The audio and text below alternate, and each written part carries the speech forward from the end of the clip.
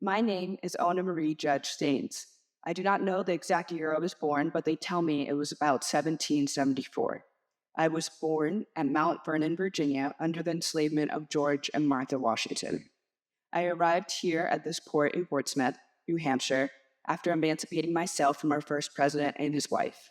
Before I left, I was under the impression that I was an irreplaceable member of the family, until I overheard that I had been given away as a wedding gift to Martha's granddaughter. When I lived at the presidential home in Philadelphia, I had the chance to petition for my freedom.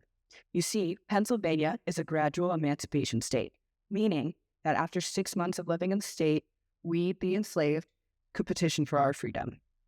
George Washington had publicly supported this law, but secretly, in a way to trick us and the public, he was having us rotated from Philadelphia to Mount Vernon every 5 months or so to evade this law.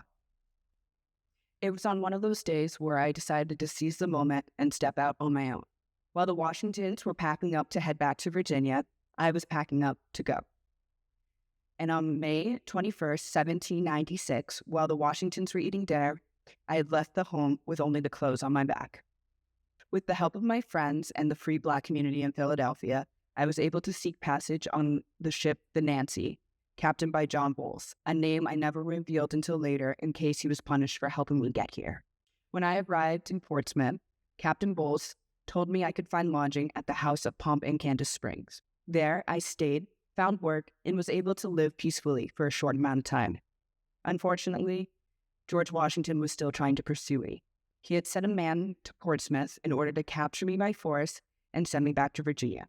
Luckily, my friend Cyrus Bruce, who worked for Governor Langdon, was able to warn me in time.